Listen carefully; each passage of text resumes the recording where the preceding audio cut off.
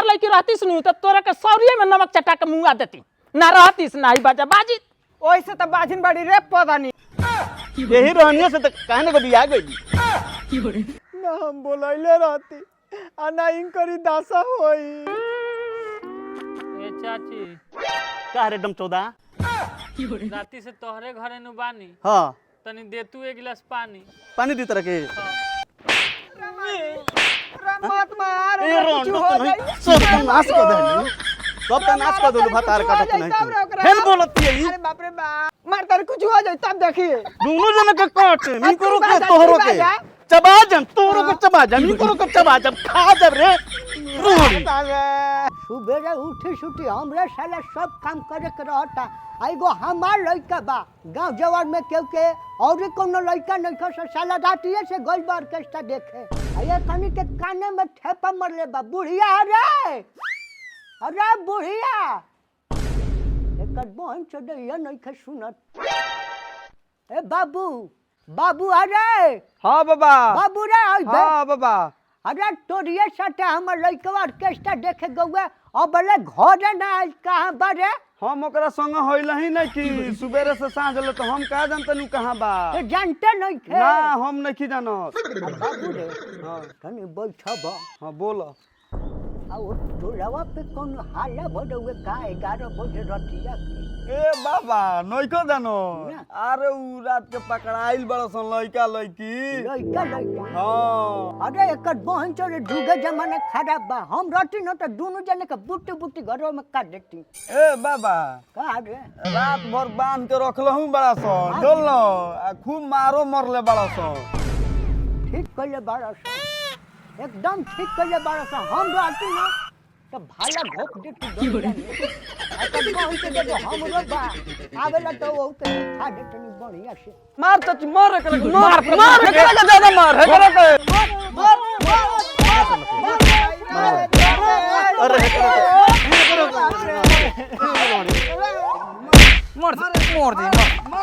अरे एकरा के इतना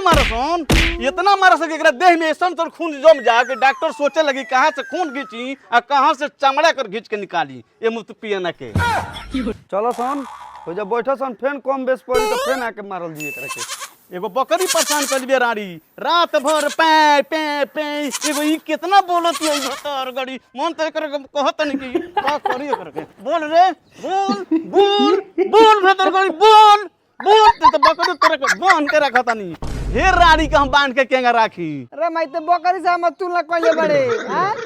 अरे उ ठीक ते ना ठीक उ तो बकरी तो कर के बांध के रखले बानी तोरे के केंगा बांध के रखी रे ए चाची जेगा हमरा के बनले बाड़ू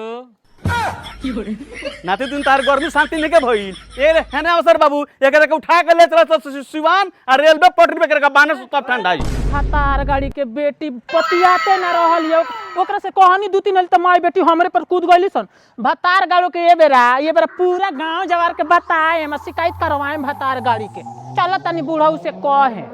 उनको नाती बाड़ा छुछुनर बा आज गांव भर डूबी पिटवाए का भौजी ताहे इतना तेजी में बाड़ू ए बाबू चल हो जा निमिया के पेड़वा लगे आ ओ जाता होता तो लोग को पता नहीं खे ना का भलो बताबू तबे न हो ललिया रात के धार आइल भी ललिया हां ए बाबू हम ओकरा माई से दू तीन हली कहनी तो भतार और के बेटी माई बेटी हमारा लगली से हमर बेटा भतार खाए बतावा ए तो धार आ गेल बड़ी ए बाबू तो लो चलो लो हम जाता नि मजनुआ के बाबूजी के जना दिए बरा तो हम डंका पिटवा के रोए ठीक बा हां चला लो ललिया धइल दिया हां ओही से ललिया तब नंबर देत रहनी बात देत तोरा तोहर तियस ना तू तेरा बोललो कौन तले गलती कोला चल चल चल मादाई चल आ जान तरी भाई हमू एक बार ट्राई कइल रहनी लेकिन हमरा के भाव ना देव कहू कि तू लइका बाड़ो चल आज मादाई चल चली बोल दे ए लला लला ए निकली बहरिया का रे का कइले बड़े इतना हाला हम का कहे उ त राते से भइल बा हाला ए लाला राउर लइका छोकरी के साथे धराइल बाड़न जल्दी चली ना त मार दियसन भाला हमर रात से गाय में हट बड़ाट रहल मन घट बड़ाट रहल हां एकर बहन चई का कइले छोटा जा रे रात ऑर्केस्ट्रा देखे गइल बा चली बड़ी मारा तारा सर चली लाला ए लाला का रे पूरा गांव के लोग के हम जना देले बनी ठीक बा आ पंच सरपंच सब आ गेल बा खाली राउरे कमी बा चली बताई हमनी के बोला के का कुकुल लेण कइले बड़ा से घरा बा एकनी के खबर दो कोनो को बुलावा हमनी के काहे खातिर झूठ मूठ के बोले पड़ता है। रे बाबू रे बुला के ले आओ। मारस बाजू रे चुप न तो मार दूंगा तभी है मारले वाला लोग होई जा ले चल के माला लो जा 5 साल 5 बैठल वाला लोग चलो चल हीरो बनती हो चल जा चलो मुआवे काटे ले जा चलो चल चल भतर गाड़ी चल जो ले जो पानी पचवा चलू गांव भर हल्ला करवा औरी जो हमनी ते कहले बड़ी हम कन चल ए भैया छोड़ दो ना। ए भैया हम भागत थोड़े बनी। ए तोहनी के जगह तोहनी के अपने में फरिया के बता हमनी के ओल पर माटी चढ़ा के बोले बड़सन कावट साहब बात जायज बाकी ना हां एकदम दे ना ना जाइज बा बताई तो रात भर मार के कर मुंह फुला दल बड़सन। ए सरपंच साहब ई ओल्ड कप नहीं खन जीत ले की करे के लोग ना मारी हां मार के भछ जा अरे भच की बाजा ओकरा के अरे बाप रे गाड़ी। बुढ़िया सरपंच जी खाली लड़के खराब नहीं खे, हमनी के लड़कियों के बारे में अच्छा तरीका से जानता नहीं सन, उ कैसन बिया हां छिटता हमनी के जानता नहीं सन। नाती के बेटा जहां बाड़ा ता चुपचाप रह ना त चार के चोर देना चिबा दादा अरे हमार लड़का ऐसा ना है दादा बाप हमरा बाबू के मार के मुंह देले ए सर बूढ़ा उतार ले कैसे ना हो हलवा हमारा खियावला ऐसा ना हो। तो हलवा खियावला बड़ता काहे गोबर खाता रात दिन तहार ऐसा लइका ना हवे त ई सब लोग पागल बने करे के धइले बा हटा पीछे जैसे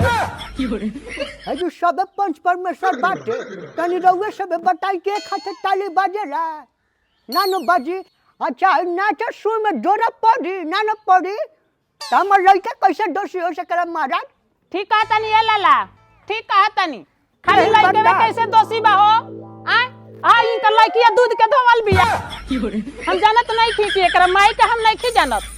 हम तो बस आइल बनी आ इतना दूर बैठल बनी कि बढ़िया बढ़िया से पंचायत हो जाओ, 10 गांव के लोग जान जाओ तो हमारे पेट के पानी पच जाओ।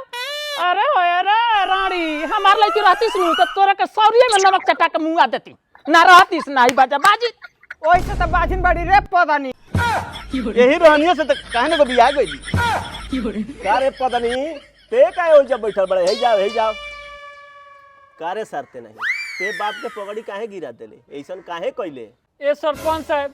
हमरा में कोनो गलती नहीं के, सारा गलती है दोगली के बा। कि जहाँ देखो हमरा के टुकुर टुकुर ताको तो रोज हम ये दशा देख के अपने मन में विचारनी सोचनी हमरा से गलती हो गई। ए सरपंच जी ई हमनी से कुछ पूछते नहीं खसन, आपस में लड़त रहसन मारत रहसन। रे नतिया के बेटा घटुआ था कोरिया के बेटा कोरिया हां हमरा में गलती रहते चुपचाप बैठना तो तोरा के चिबा जाए अभी। ए सरपंच साहब बोल हम गलती नहीं की कइले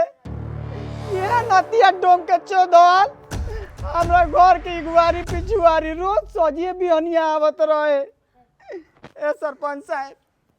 आ का जाने नु कैसन ना मुंह कइले रहो तो हम सोचनी बिचारनी हमरा से गलती हो गई। अरे बाप रे नाच को देलु गलती हो गई। वाट साहब ई दोपहरियो बेरा आवत होई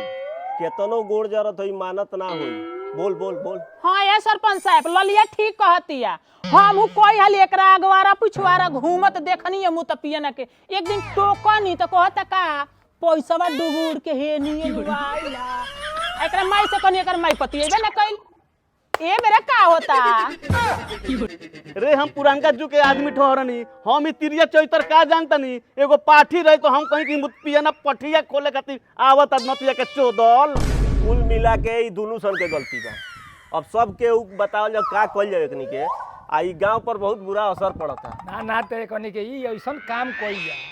कि ये कनी के दुनों के चप्पल जूता के माला पहना के एक गांव से निकाल दिया जे समाज के प्रभाव अब ना पड़ो। ए सरपंच साहब कहेम का हम जब चाहतनी कहे चाहतनी तो कह दी ये दोनों के बियाह कह दी एक गांव से निकाल दी ताकि ना रही बांस ना बाजी बांसुरी भातार गाड़ो। का हो तू राजी बाड़ू? एने राजी के कौन बात बा सरपंच साहब, जब पूरा कुल खानदान के नाश को दहलस तो इहो जावे जब दोनों जा सोन। का हो लाला तू राजी बाड़ो? अरे अब हम का कही एकरा के हम का कहीं काहे ना कहब पूछा दान दहेज कितना दिलो।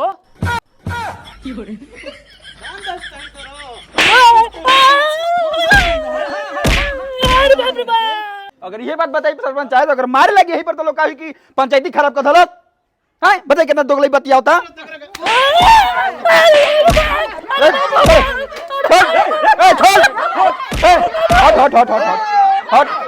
ई सब देखला सुनला के बाद हमरा ई बुझाता ई समाज में रहे लायक नहीं खसन का वार्ड साहब एकदम जायज कहतनी इस समाज में रहे लायक नहीं खसन ये अपना माई बाप के मुड़ी नीचा कर दल बड़सन ऐसन गलत काम केले बड़सन के एकनी के गांव से बाहर कर दहल जाओ तू राजी बाड़ू तू राजी बाड़ा ना हाँ महाराज एकदम राजी बन तो हमारी ये फैसला बे दोनों के गांव से निकाल दिया जाओ हे उठ उठ हाथ खोले कर हाथ खोल उठार रे बाबू हाथ खोल रे लिया चप्पल के माला आ कराओ जाए माला एगो मुंह तो पियने के घर में डाल आई हेगो भतार कटी के एकरा माई के दे डाल दे हां तो डाल